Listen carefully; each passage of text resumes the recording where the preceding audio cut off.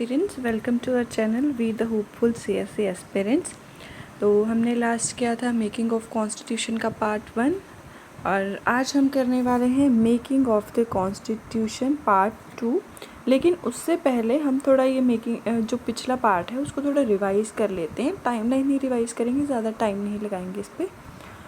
तो जब हम मेकिंग ऑफ द कॉन्स्टिट्यूशन की बात करते हैं तो हमने पहले पढ़ा था कि इसकी डिमांड आई थी 1934 में। एम.एन. रॉय जो हैं, जो फर्स्ट टाइम आइडिया देते हैं कि कॉन्स्टिट्यूटेंट असेंबली होनी चाहिए। 1935 में फ़र्स्ट टाइम जो है ऑफिशियली डिमांड की जाती है कांग्रेस के द्वारा कॉन्स्टिट्यूटेंट असेंबली की। और 1938 में जो है जवाहरलाल नेहरू वो नेशनल कांग्रेस के बिहाफ पे ये डिक्लेरेशन देते हैं कि जो कॉन्स्टिट्यूटेंट असेंबली है इंडिया की, फ्री इंडिया की, वो जो भी कॉन्स्टिट्यूशन बनाएगी उसमें कोई भी आउटसाइड इंटरफेरेंस नहीं होगा। और फिर 1940 में अगस्त ऑफर आता है जिसमें ये डिमांड एक्सेप्ट कर ली जाती है कि एक कॉन्स्टिट्यूटेंट असेंबली होगी। 1942 में क्रिप्स मिशन आता है जिसके अकॉर्डिंग कि ये जो कॉन्स्टिट्यूशन बनाया जाएगा वो वर्ल्ड वॉर सेकेंड के बाद अडॉप्ट किया जाएगा। लेकिन ये मुस्लिम लीग के अपोजिशन की वजह से रिजेक्ट हो जाता है क्योंकि उनको एक सेपरेट नेशन चाहिए है। फिर 1946 में कैबिनेट मिशन आता है जिसमें मुस्लिम लीग की जो डिमांड है उसको एक्सेप्ट तो नहीं किया जाता कि 2 कॉन्स्टिट्यूएंसीज बननी चाहिए, लेकिन मोर और लेस मुस्लिम लीग सेटिस्फाई हो जाती है क्योंकि उनको रिजर्वेशन दे दी जाती है इसी कॉन्स्टिट्यूटेंट असेंबली में। अब जब हम कॉम्पोजिशन ऑफ कॉन्स्टिट्यूटेंट असेंबली की बात करते हैं तो इसमें सबसे पहली बात यह है कि इसमें अडल्ट फ्रेंचाइजी के बेसिस पे वोटिंग सिस्टम होता है। प्रिंसली स्टेट्स को नॉमिनेट किया जाता है और जो एक सीट है उसको 10 लाख, वो जो एक सीट है वो 10 लाख लोगों को रिप्रेजेंट कर रही है, यानी कि 1 मिलियन। और अब कॉम्पोजिशन देख रहे हैं तो 389 टोटल सीट्स थी जिसमें से 296 जो है वो ब्रिटिश इंडिया की थी और 93 जो है वो प्रिंसली स्टेट्स की थी। प्रिंसली स्टेट्स को नॉमिनेट किया जाना था लेकिन वो इसको ज्वाइन करने से मना कर देते हैं, तो इस वजह से सिर्फ 296 सीट्स पर ही इलेक्शंस होते हैं। देखो इसमें से कुछ 11 प्रोविंसेस जो हैं वो ब्रिटिश प्रोविंसेस थे और बाकी 4 इसमें ना वो थे चीफ कमिश्नर प्रोविंसेस जिनके नाम थे दिल्ली, अजमेर, कूर्ग और ब्रिटिश बलूचिस्तान। ठीक है, और 3 कैटेगरीज में डिवाइड की गई थी सीटें, रिजर्व की गई थी, जो वो मुस्लिम थे, सिख थे, जनरल थे। ठीक है, और जब इलेक्शंस होते हैं तो इलेक्शंस के बाद जो जो 208 सीट्स हैं वो कांग्रेस जीत जाती है, 73 मुस्लिम लीग जीत जाती है और 15 जो बाकी के ग्रुप्स जो होते हैं वो जीत जाते हैं। लेकिन जो मुस्लिम लीग है वो 73 सीट्स जीतने के बाद भी जो है ज्वाइन नहीं करती है कॉन्स्टिट्यूटेंट असेंबली को। फिर उसकी वर्किंग स्टार्ट हो जाती है कि फर्स्ट मीटिंग जो है वो 9 दिसंबर को होती है। फिर JB कृपलानी उसको फर्स्ट अटेंड करते हैं। फर्स्ट प्रेसिडेंट जो बनते हैं टेम्परेरी वो सच्चिदानंद सिन्हा बनते हैं। अकॉर्डिंग टू फ्रेंच प्रैक्टिस की जो old member of the group है वो हेड करेंगे असेंबली को। फिर उसके 2 दिन बाद 11 दिसंबर को डॉक्टर राजेंद्र प्रसाद जो है वो हमारे प्रेसिडेंट बन जाते हैं कॉन्स्टिट्यूटेंट असेंबली के। इसी तरह से ऑब्जेक्टिव रेजोल्यूशन आता है जो कि हमारा आज का प्रीएम्बल है। बहुत से सिमिलर वर्ड्स हैं कि हमारे जो सॉवरन होगा, रिपब्लिक होगा, डेमोक्रेटिक होगा, है ना, ऐसे से वर्ड्स। और फिर उसके बाद चेंजेस क्या क्या आते हैं इसमें इंडिपेंडेंस एक्ट के बाद कि जो है असेंबली को 2 फंक्शंस दे दिए जाते हैं कि वो एक एज अ लेजिस्लेटिव बॉडी भी काम करेगी और कॉन्स्टिट्यूएंट बॉडी भी। कॉन्स्टिट्यूशन में कॉन्स्टिट्यूएंट बॉडी के अकॉर्डिंग वो लॉ बनाएगी और लेजिस्लेटिव के अकॉर्डिंग वो छोटे मोटे जो ऑर्डिनरी लॉज हैं उनको इनेक्ट करेगी, क्योंकि कोई तो चाहिए ना कंट्री को रन करने के लिए। तो फिर उसके बाद ये एक सॉवरेन बॉडी बन जाती है जो अगर उनको ब्रिटिश पार्लियामेंट के द्वारा बनाया गया कोई भी लॉ पसंद नहीं आता या उसमें कुछ चेंजेस करना चाहती है तो ये कर सकते हैं। और GV मालवांकर जो हैं वो अटेंड करते प्रेसिडेंट मतलब हेड करते हैं लेजिस्लेटिव बॉडी की तरह जब मिलती है असेंबली, और जब कॉन्स्टिट्यूटेंट असेंबली की तरह मिलती है तो डॉक्टर राजेंद्र प्रसाद उसको हेड करते हैं। और फिर उसके बाद प्रिंसली स्टेट्स जो हैं वो विड्रॉ कर लेती हैं जब मुस्लिम लीग की एक्सेप्ट हो जाती है डिमांड पार्टीशन की, तो 299 सीट्स बच जाती हैं 289 में से, और प्रिंसली स्टेट 93 से कम होकर 70 रह जाती हैं। ये सब कुछ थे। और नेशनल फ्लैग अडॉप्ट हुआ था हमारा जुलाई 22, 1947 को। एंड और तो अब हम पार्ट सेकंड करने जा रहे हैं। चलिए, तो अब पार्ट 2 में हम बाकी की छोटी मोटी चीज़ें कंप्लीट करेंगे। देखो, जब कमेटी एज कॉन्स्टिट्यूटेंट असेंबली बनती है ना, तो वो कुछ कमेटीज़ को कॉन्स्टिट्यूशन बनाने के लिए कुछ कमेटीज़ बना देती है जो थोड़ा सा काम देखेंगी। उनको काम बांट दिया जाता है कॉन्स्टिट्यूशन में बनाने का, ये सब। और जो कमेटीज़ हैं वो 8 मेजर कमेटीज़ होती हैं और बाकी 13 के आसपास माइनर कमेटीज़ होती हैं। जो मेजर कमेटीज़ हैं वो है union powers committee, union constitution committee, provincial constitution committee, drafting committee, advisory committee. और एडवाइजरी कमेटी जो है वो फंडामेंटल राइट्स, माइनॉरिटी राइट्स और ट्राइबल एरियाज़ पे जो है इसकी सब कमेटीज़ भी होती हैं। ठीक है, तो देखो, पावर है वो भी यूनियन के पास रहनी चाहिए। मेन कॉन्स्टिट्यूशन है यूनियन का, प्रोविंसेस का, वो भी यूनियन ही बनाएगा, वो भी एक बड़ा काम है।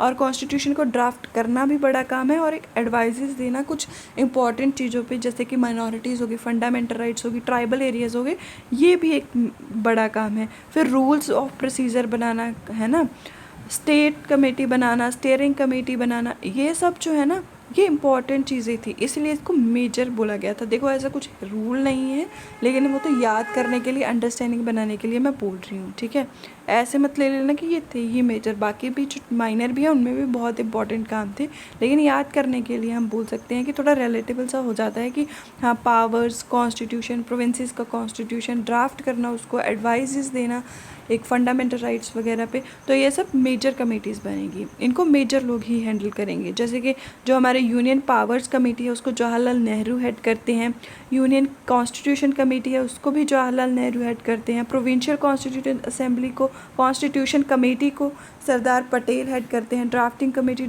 को डॉक्टर BR अम्बेडकर, और एडवाइजरी कमेटी को सरदार पटेल हेड करते हैं। जो एडवाइजरी कमेटी है हमारी, उसके जो सब कमेटीज़ हैं, देखो, फंडामेंटल राइट्स पे जो सब कमेटी बनती है उसको हेड करते हैं JB Kripalani, minority sub committee को HC Mukherjee, north east frontier tribal and Assam excluded at partially excluded areas sub committee, इसको Gopinath Bardoloi, excluded and partially excluded areas other than Assam sub committee AV Thakkar head करते हैं, इसको हेड करते हैं north west frontier tribal areas sub committee. ठीक है, और rules of procedure committee को डॉक्टर राजेंद्र प्रसाद हेड करते हैं, स्टेट्स कमेटी को जो कि नेगोशिएट करती है स्टेट्स के साथ, उसको जवाहरलाल नेहरू, और स्टीयरिंग कमेटी को राजेंद्र प्रसाद। देखो, इसमें ज़्यादा नाम नहीं है, मेन से ही नाम है। तो डॉक्टर राजेंद्र प्रसाद, सरदार पटेल, BR अम्बेडकर, जवाहरलाल नेहरू, इन सबको ही, ये तो इजी है याद रखने, ये तो कॉमन से हैं। फिर आती है माइनर कमेटीज़। माइनर कमेटीज़ जो है ना, इसमें थोड़े से जो नाम है वो मतलब जो हेड करते हैं लोग, वो उनमें से कुछ कॉन्स्टिट्यूएंट असेंबली के मेंबर नहीं हैं। ठीक है, वो बताती जाऊंगी मैं साथ साथ में। देखो, जो फाइनेंस एंड स्टाफ कमेटी है उसको डॉक्टर राजेंद्र प्रसाद हेड करते हैं, क्रेडेंशियल्स कमेटी है उसको अल्लादी कृष्ण स्वामी अय्यर हेड करते हैं, हाउस कमेटी को B Pattabhi Sitaraman, order of business committee को KM मुंशी, और जो एड हॉक कमेटीज़ हैं मतलब स्टैट्यूटरी हैं, ad hoc committee on the national flag को डॉक्टर राजेंद्र प्रसाद हेल्ड करते हैं, committee on the functions of the constituent assembly इसको GV मलवंकर हेड करते हैं, ad hoc committee on the supreme court को S वरदाचारी, जो कि ये असेंबली के मेंबर नहीं थे। ठीक है, हालांकि हेड कर रहे थे इस कमेटी को, लेकिन ये असेंबली के मेंबर नहीं थे। Committee on the chief commissioners provinces B Pattabhi Sitharaman, expert committee on the financial provisions of the union constitution Nalini Ranjan सरकार, ये भी जो है वो कॉन्स्टिट्यूएंट असेंबली की मेंबर नहीं थी। लिंग्विस्टिक प्रोविंसेस कमीशन को SK धर हेड करते हैं, जो कि असेंबली के मेंबर नहीं है। फिर उसके बाद स्पेशल कमेटी आती है, special committee to examine the draft constitution, इसको जवाहरलाल नेहरू हेड करते हैं। प्रेस गैलरी कमेटी जो है उसको उषा नाथ सेन हेड करती हैं, और जो ad hoc committee on citizenship है इसको S वरदाचारी हैंडल करते हैं, ये भी कॉन्स्टिट्यूटेड असेंबली के मेंबर नहीं है। ये ad hoc committee on supreme court को भी हैंडल कर रहे हैं। फिर ड्राफ्टिंग कमेटी एक बनती है जो कि अगस्त 29, 1947 को बनती है। उसका काम क्या होता है कि जो कॉन्स्टिट्यूशन है नया, उसके लिए एक ड्राफ्ट प्रिपेयर करना। ठीक है। इसके मेंबर्स 7 मेंबर्स होते हैं। Doctor B R Ambedkar, N Gopalaswami Ayyangar, Alladi Krishna स्वामी Iyer, doctor K M Munshi, Syed Mohammad Saadulla, N Madhava Rau जो बी एल मित्तर को रिप्लेस करते हैं। इनको काफ़ी लंबी बीमारी चल रही होती है, उसके वजह से ये रिप्लेस कर दिया जाता है एन माधव राव से डॉक्टर बी एल मित्तर को। और डी पी खैतान को जो है रिप्लेस कर दिया जाता है टी टी कृष्णामाचारी के द्वारा। और जो first draft of Indian constitution है वो पब्लिश किया जाता है फरवरी 1948 में। लोगों को 8 महीने का टाइम दिया जाता है इसके ऊपर डिस्कस करने के लिए, इसको क्रिटिसाइज़ करने के लिए, इसमें अमेंडमेंट्स क्या होनी चाहिए, मतलब ये सब थोड़े से सजेशंस देने के लिए 8 महीने का टाइम दिया जाता है। उसके बाद सेकंड ड्राफ्ट जो है वो पब्लिश होता है अक्टूबर 1948 को। टोटल 6 मंथ्स से भी कम ही लेती है ये कमेटी ड्राफ्ट करने के लिए, कॉन्स्टिट्यूशन का बनाने के लिए, और ये सिर्फ 141 डेज़ के लिए बैठती है। फिर आती है हमारी enactment of the constitution. First reading जो है वो नवंबर 4, 1948 को होती है। इसमें असेंबली में जो है जनरल डिस्कशन होती है। जिस इसका प्रोसीजर जो फॉलो किया जाता है ना, जो बिल्स के लिए किया जाता है उनको एक्ट बनने से पहले, वही सारा प्रोसीजर फॉलो किया गया था। देखो, फर्स्ट रीडिंग जो होती है उसमें सिर्फ जनरल डिस्कशन होती है और ये 5 दिन के लिए होती है। और फिर जो सेकेंड रीडिंग होती है उसमें 7,653 अमेंडमेंट्स प्रपोज की जाती हैं, जिनमें से सिर्फ और सिर्फ 2,473 ही डिस्कस की जाती हैं। फिर उसके बाद थर्ड रीडिंग होती है जिसमें जो डॉक्टर बी आर अम्बेडकर हैं वो मोशन मूव करते हैं कि जो कॉन्स्टिट्यूशन है, जैसे ही constitution as settled by the assembly be passed, मतलब जो कॉन्स्टिट्यूशन बनाया गया है असेंबली के द्वारा सेट किया गया है जैसे, वैसे ही उसको पास माना जाएगा। और ये मोशन जो है नवंबर 26, 1949 को रिसीव कर लेता है सिग्नेचर्स मेंबर्स के और प्रेसिडेंट के, ठीक है। और इसमें से देखो 299 मेंबर्स हैं कॉन्स्टिट्यूएंट असेंबली के, लेकिन जिस दिन कॉन्स्टिट्यूशन साइन होता है ना, उस दिन सिर्फ और सिर्फ 284 लोग प्रेजेंट होते हैं जो कि इसको एक्चुअली में साइन करते हैं। और ये जो डेट है इसी को प्रियम्बल में मेंशन किया गया है as the date on which the people of India in the Constituent Assembly adopted, enacted and gave to themselves is the constitution, this constitution, ठीक है। मतलब ये डेट ऑफ कमेंसमेंट है। इसमें जब ये बन के आया था, हमारा कमेंस हुआ था कॉन्स्टिट्यूशन, इसमें टोटल 395 आर्टिकल्स थे और 8 स्केड्यूल्स थे। देखिए, अगर आपको कोई हेल्प मिल रही है हमारी वीडियो से तो प्लीज़ लाइक शेयर कर दीजिएगा उसको, और कमेंट में बता दीजिएगा अगर आपको कोई गलती लगे, कोई डाउट हो, कुछ इम्प्रूवमेंट चाहते हो आप तो। चलिए फिर आगे बढ़ते हैं। अब आता है इन्फोर्समेंट ऑफ द कॉन्स्टिट्यूशन। जब हम इन्फोर्समेंट ऑफ कॉन्स्टिट्यूशन की बात करते हैं तो देखो, जो कुछ आर्टिकल्स हैं ना वो उसी दिन लागू में आ गए थे, उसी दिन आ गए थे जिस दिन हमारा जो कॉन्स्टिट्यूशन है कमेंस हुआ था, यानी कि नवंबर 26, 1949, ठीक है। कौन कौन से एक्ट से खुद सोचो। एक तो इलेक्शंस हैं जो कि आगे जाके होएंगी, तभी तो पार्लियामेंट बनेगी, वो कमेंट्स हो गए थे। जो लोग रह रहे हैं उनको सिटीज़नशिप भी तो देनी है, तो वो सिटीजन्स भी हो गए अब इंडिया के, तो सिटीज़नशिप हो गया, इलेक्शंस हो गया, प्रोविजनल पार्लियामेंट होगी जो कि हमारी कॉन्स्टिट्यूएंट असेंबली ही है कुछ टाइम के लिए, टेम्परेरी और ट्रांजिशनल प्रोविजंस हो गए, कुछ शॉर्ट टाइटल्स हो गए, है ना, ये सब। और ये आर्टिकल थे, आर्टिकल नंबर 5, 6, 7, 8, 9, 60, 324, 366, 366, 367, 379, 380, 388, 391, 392 एंड 393। रिपीट कर रही हूँ आर्टिकल्स को अगर आपको लिखना है तो। Article number 5, article number 6, 7, 8, 9, 60, 324, 366, 367, 379, 380, 388, 391 and 392।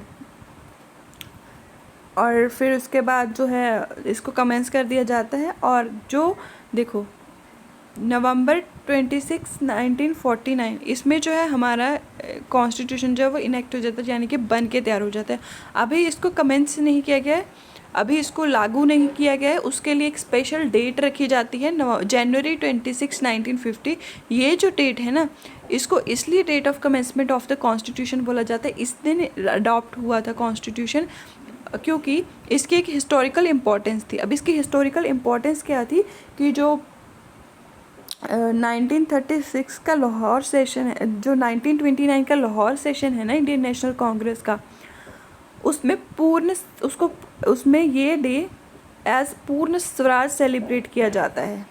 January 26 was specifically chosen as the date of the commencement of the constitution because on this day in 1930 Purna Swaraj was celebrated following the resolution of the Lahore session।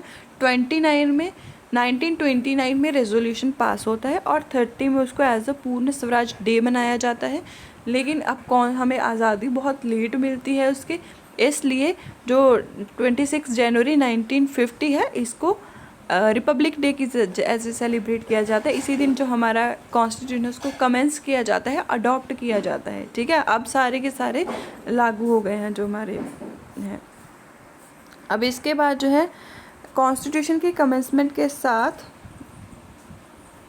कुछ independence of Indian independence act है, government of India act 1935 है।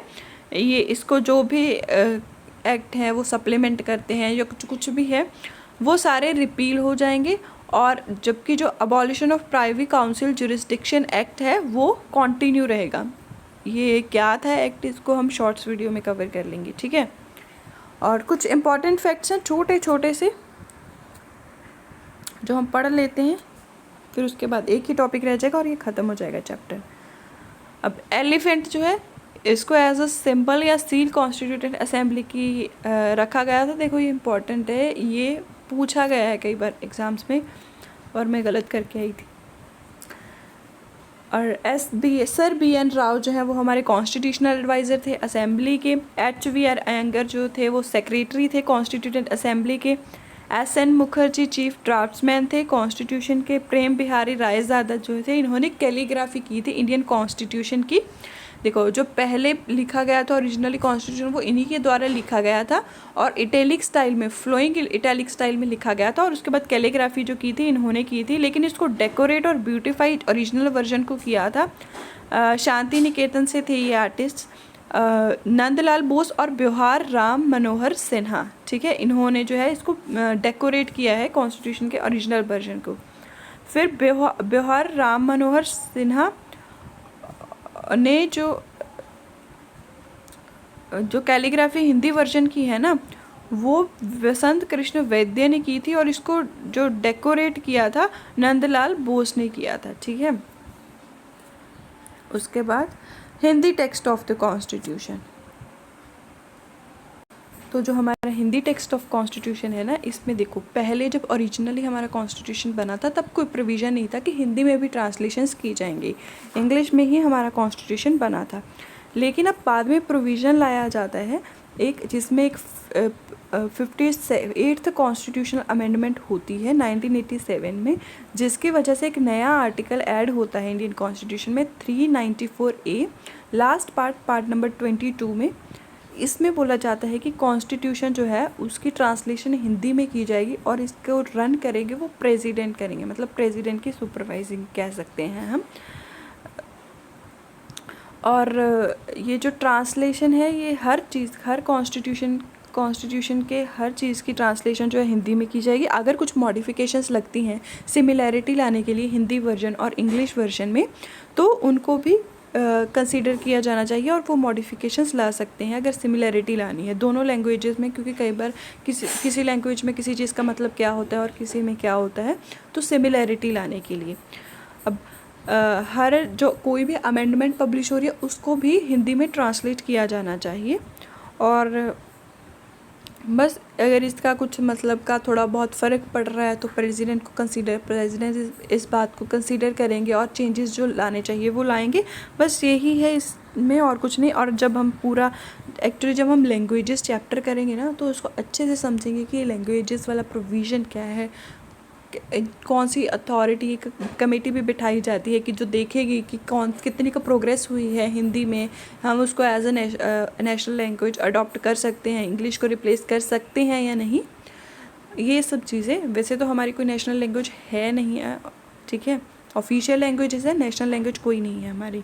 तो ये सब हम languages वाले chapter में पढ़ेंगे। तो अभी बस इतना ही था इसमें कि ड्राफ्ट होता है कॉन्स्टिट्यूशन, पहले कॉन्स्टिट्यूशन में इतना टाइम लगता है, फिर इतना टाइम लगता है, टोटल 6 मंथ से कम लेती है ड्राफ्टिंग कमेटी कॉन्स्टिट्यूशन को ड्राफ्ट करने के लिए। रीडिंग्स होती हैं, क्लॉज बाय क्लॉज रीडिंग्स होती हैं, जैसे कि सेकेंड रीडिंग है जो क्लॉज बाय क्लॉज होती है, उसमें अमेंडमेंट्स प्रपोज की जाती है, कौन सी एक्चुअली में कंसिडर करके अमेंडमेंट्स लाई जाती हैं, फिर मोशन मूव होता है, साइन होता है कॉन्स्टिट्यूशन।